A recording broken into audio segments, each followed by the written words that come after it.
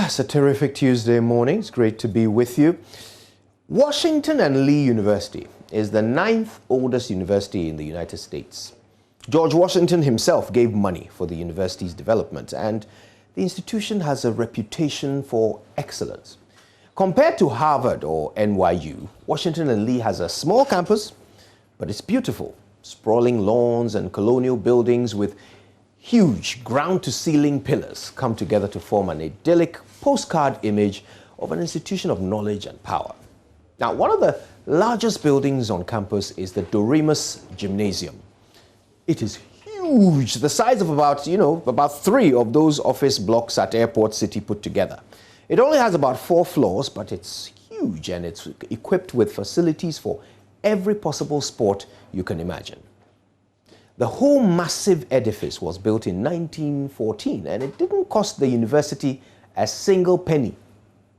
Now, why must you care about a college that got a free gym? I'll tell you in a moment, but first, let me tell you what happened to me not so long ago when I walked into a certain well-known shop in Osu.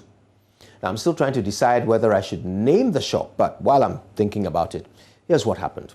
I walked in, and I went straight to the part of the shop where I would normally find the item I wanted. It wasn't there.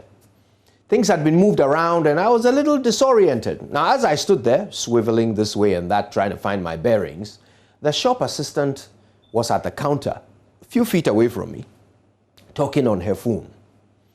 Now, I was the only customer in the shop, so she had definitely seen me come in, but she just kept on talking while I stood there in dire need of assistance.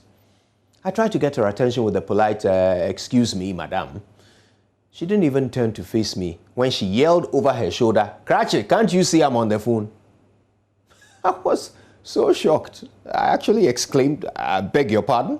At which point she turned to look at me properly, rolled her eyes, and told whoever was on the phone to hold on. Then asked me in the rudest voice you can possibly imagine, "What?" I calmly turned on my heels and walked out of the shop and drove 6 miles through traffic to the Accra Mall to buy the same item from their competitors. Annoying, right? Okay. So what has that got to do with the gargantuan gymnasium on the other side of the world? Well, let me tell you. In the year 1913, New Yorkers Robert and Jesse Doremus were traveling through Lexington, Virginia, and they found themselves at the entrance to the campus of Washington and Lee University, and like curious visitors, decided to take a look around. As soon as they set foot on campus, a young student walked up to the couple, introduced himself, and offered to show them around. Now, during the tour, every person they met, student, staff, faculty, said hello to them in the same polite manner as their tour guide had. By the end of the tour, the couple were so impressed by the polite and solicitous welcome extended to them that they decided to make a small donation to the school before they left. The Doremuses gave $1.5 million. This money was used by the university to build their gymnasium, which they named after the benevolent couple. The reason why the Doremuses received such a hearty welcome was because of something called the speaking tradition, which is practiced on the campus of Washington and Lee University. Every person who works or studies there follows this tradition, which requires you to speak to every person you meet. It may be a simple hello or a full-fledged conversation, but either way, the tradition enjoins you to speak to everyone you encounter, whether you know them or not.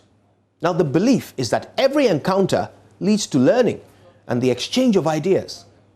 I was on the campus of Washington and Lee University a few years ago, and for the 6 days I was there, I must have walked past no less than 1,000 people.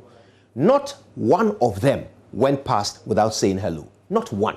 Even those on their phones found the time to give me a nod and a smile. None of them were being paid to do this, by the way. It's just their tradition. My dear friend, we have declared that this year, your voice will change everything. Not always by shouting, although there is a time for shouting.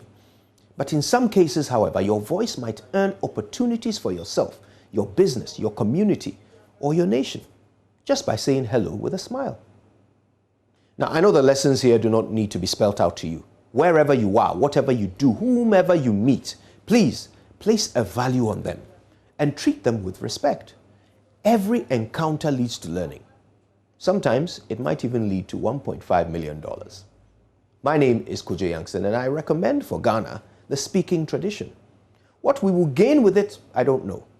But I do know what we are losing without it. Good morning, Ghana.